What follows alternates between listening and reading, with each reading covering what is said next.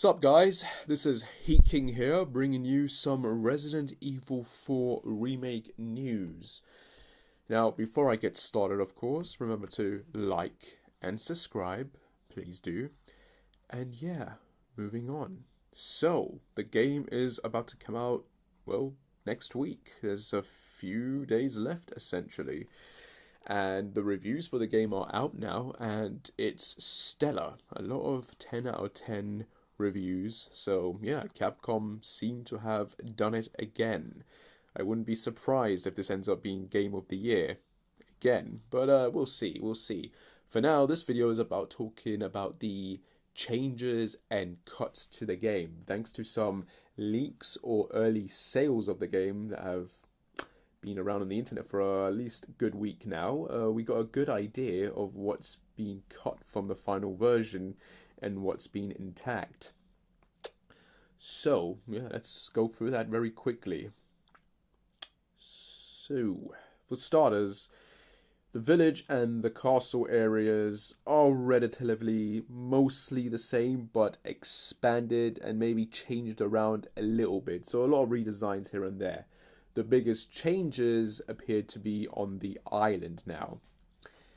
Also to note, there are 16 chapters in total. Chapters 1 to 6 are the village, chapters 7 to 12 are the castle, and chapters 13 to 16 are the island. So yeah, you can already see that there's a bit of a shortage there when it comes to when you compare the island to the other environments. Now, in terms of cut content, of course, Ada's assignment and separate ways are no longer in the main base game. Now, cutting Ada's assignment makes a lot of sense because it was never really canon. It was more of a side quest, spin-off, alternative title that they implemented in there. So, you know, it makes sense to get rid of that. Separate ways, on the other hand, is a bit of a sad exclusion, but there are rumors that it is going to appear, that we are going to get it. Now, apparently, Dust Golem has said that Separate Ways is down the line DLC. It'll be longer and more fleshed out than the original Separate Ways, which I can believe, especially if the rumors are true that M2 are working on this. So this is going to be a sort of mini fledged game, I guess. The question now comes down to whether or not this is going to be paid DLC in a few months' time or by the end of the year, or if this is going to be included in a gold edition or perhaps a separate release, similar to Infamous First Light, Uncharted Lost Legacy, Wolfenstein The Old Blood, etc., etc. Other things cut from the game include flame grenades, the incendiary grenades, if you remember, the red grenades. Those are no longer in the game and have been replaced by something called heavy grenades now. So at least they've been replaced, but yeah, kind of a shame to see those go.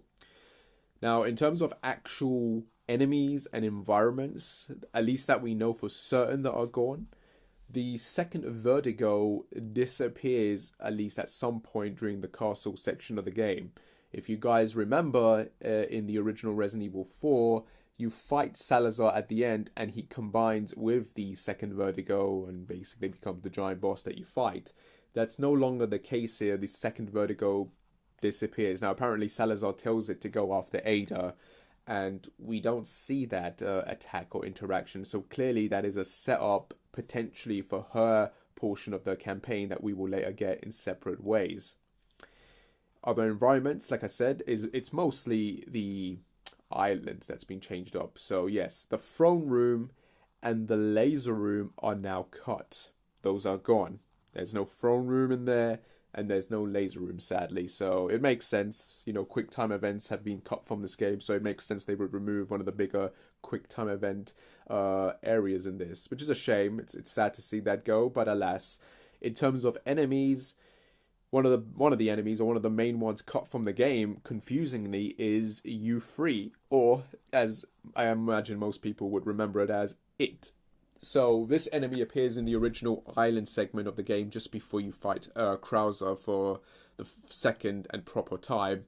And this was one of the more horror parts of the game as well. You get chased by it in these large containers, and you have to open the doors and escape from it before the containers drop down into like a dark abyss. and then that eventually leads into the boss fight, and it's got like two forms it goes through, like two phases during that fight. So I assumed this would be a boss fight that would be kept in, so it's very surprising that it's been cut from the final version.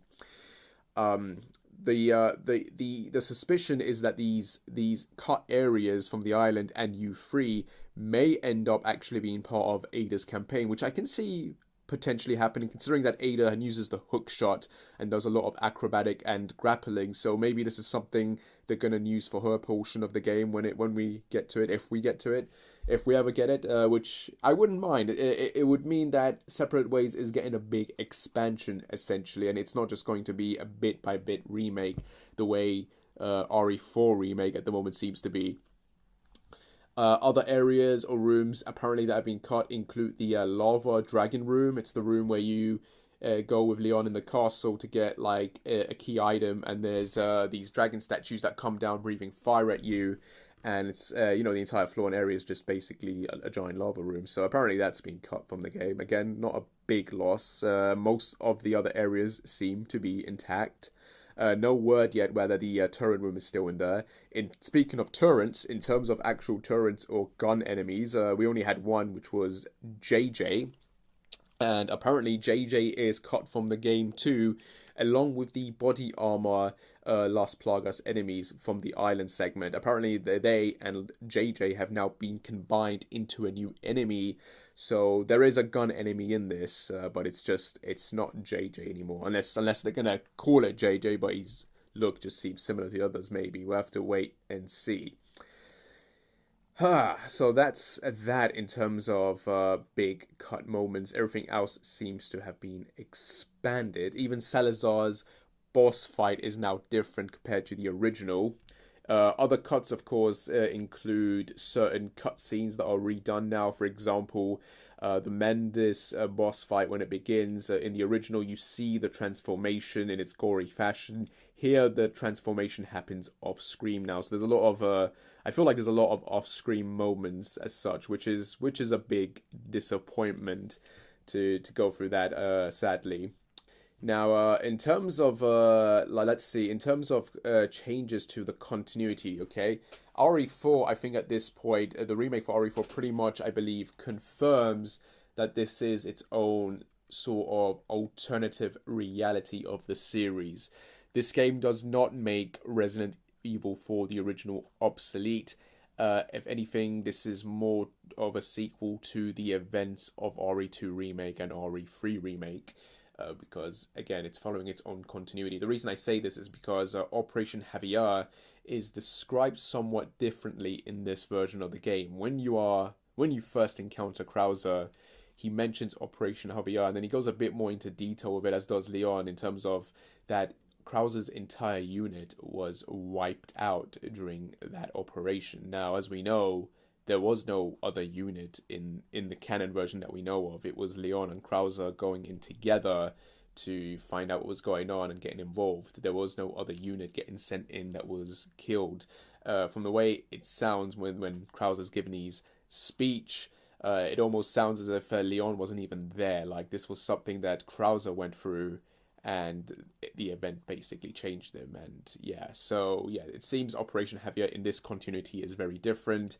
And it makes me wonder whether or not this is something that Capcom is going to expand upon in the future, or if this is just their way of, putting it under the rug, essentially. Like, this is the biggest, sort of like hint we're going to get to it, like an Easter egg, if you will. It's a nice reference, but the change of continuity to it is a bit weird, and it makes me wonder what else they're changing, because there is one big significant change they actually do in this game in terms of continuity. Now, in terms of Separate Ways, as I said, it's not included, but a lot of scenes from Separate Ways are in fact in the main story game. So some of the scenes you get with Ada are in fact recreations of scenes from the original Separate Ways. That help to expand her side of the story in the main game, essentially. One of these scenes, of course, is the very ending of the game, the end credit scenes, which is pretty much a direct setup to RE5 Remake, apparently. Basically, we see Wesker. Now, if you guys remember a year ago, last year, or maybe perhaps the year before that, there was a leak apparently by the original RE5 voice actor DC Douglas, where we got a look at a concept art for what Wesker will look like in the RE4 remake. Now, a lot of people said that this was for something else and that this wasn't for RE4 remake. Well, funny enough, looking at the model for Albert Wesker in RE4 Remake, it pretty much looks 90% the same, except for the damaged, wounded arm that Wesker had in the concept art. That's now gone. But yeah, it looks pretty much similar. So yeah, that leak was definitely legit, and it most likely resulted in DC Douglas being cast aside for someone new. The new voice actor is, well, let's just put it this way. We have to get used to it. We have to get used to a lot of the voice actors in this game. I don't think any of them are bad. In fact, I think most of them are pretty decent. Obviously, Krauser's voice, I wish, was similar to the old one, but it is what it is. So, you know. But yes, Albert Wesker does appear at the end of the game, and apparently Ada is obviously, like in the original, working for him. But in this case, in this version, in terms of the setup, we see that he's in his room, in that big monitor room, and we see images of the garden, the secret flower garden from RE5, and we even see an image of Excella. And so yes, this is an obvious setup to RE5, and the dialogue that Wesker speaks of in terms of wanting the amber and using it to bring about billions of deaths is pretty much Wesker's goal in RE5. The reason this is a big change in continuity is that at this point in the original RE4, Wesker was not looking to cause a giant genocide. He wouldn't be doing that until after he ended up, reuniting with Spencer and finding out the truth about the Wesker Children program, which then, the truth basically drove him insane and set him on course to basically steal Spencer's goals for himself in order to have some form of legacy, since he found out that he was basically, from the day one, since he was born, he was nothing but a guinea pig, essentially. So, yes, in this version now, Wesker is hell-bent on causing lots and lots of death, which Ada doesn't like, which is why by the end of this game, she then decides to threaten the helicopter pilot to turn the chopper around, and she leaves, which is somewhat accurate to the original version of RE4, but it's different again, because in the original RE4, Ada betrays Wesker to join the organization. In this case, she betrays Wesker in order to stop him from getting his hands on the sample or the amber now, but he will eventually get his hands on it thanks to Irvin, apparently, as we learn in Lost in Nightmares.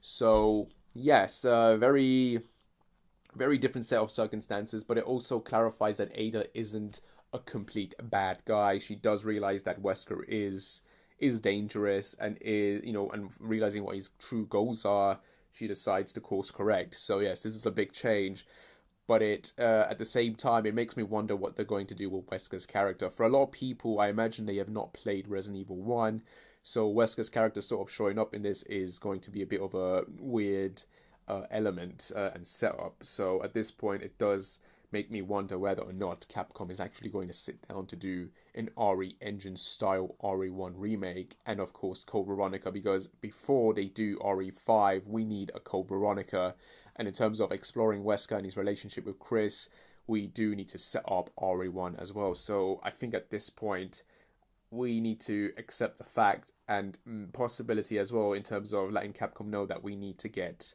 a remake of RE1 again, done in the RE Engine style and to fit the new continuity, and of course getting a reimagining of Code Veronica as well before we get RE5. Otherwise, the story is going to feel very, very weird in terms of going from this to that. It's going to feel very uneven, if that makes sense. It's going to be weird. But yeah, these are the biggest changes to the game in terms of cuts and changes to the story. Again, there is setup as well. There is a lot of build-up and setup. Like I said, Krauser is introduced early on in the game, in the very intro, in fact. And then we sort of build up to his appearance before he does show up in the castle, apparently now. So the first fight with Krauser takes place in the castle now. We do see him kidnap Ashley from the castle and take her to the island now. So yeah, there's a lot of changes here that deepen the story a bit more compared to the original. Lewis is developed a lot more than the original. The setup for the cure which randomly appeared in the original game, is now set up in this game now and ties in a bit more into Lewis and his role. So this is great. These are great changes, and it just further sort of showcases how much better time and focus was put into making sure that RE4 Remake was done right compared to RE2 and RE3, which were the bare minimum of what they should have done with it, which is a shame. It's a case of those games having to die in order for RE4 Remake to fly. And I'm hoping that with the amount of care that's been put into this, that now Capcom will sit down and realize that they need to put the same level of care into other remakes going forward. So fingers crossed. But yeah, these are a lot of the changes. These are etc., if you will. So yeah, yeah. I'm looking forward to playing this. I can't wait to get my hands on it. Obviously, some of the cuts are a bit sad, but they're not as massive or as superficial as the cuts in RE2 and especially RE3 were. This is definitely a game that the developers sat down and really thought hard about in terms of how they want to do it and how they want to pace it and how they want to structure it and what they necessarily want to get rid of. And hopefully it's just a simple case of they got rid of these and it's going to be in Ada separate ways. Before I leave, guys, I just remembered another thing that's been cut from the game is the cable cards from the village. Those are gone now. They're in the background in the main game, but you do not get to ride them. So again, this makes me think this is something that's properly going to be in Ada's separate ways. And the truck is gone as well. The truck that tries to run you over in the village, that's gone as well. So that's another change there. But yeah, from what I understand, anything that's been cut is replaced by something else or expanded or redesigned in a good way. So again, this isn't a big thing like the others. Like this is pretty much 90% a remake, and then 10% of it is new content, sort of. So yeah, it's exciting. I'm looking forward to this, and I can't wait.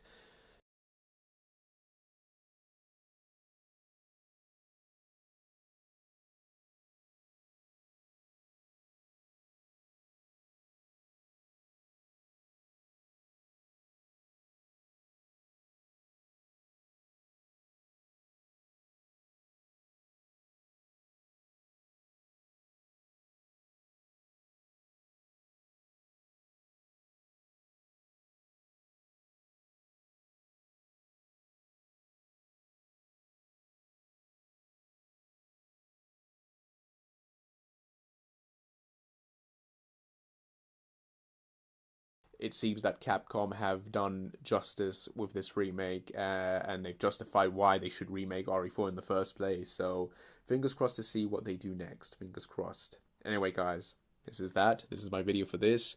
I hope you liked it, and as always, remember to like and subscribe. And I shall see you when I shall see you. Take care and bye.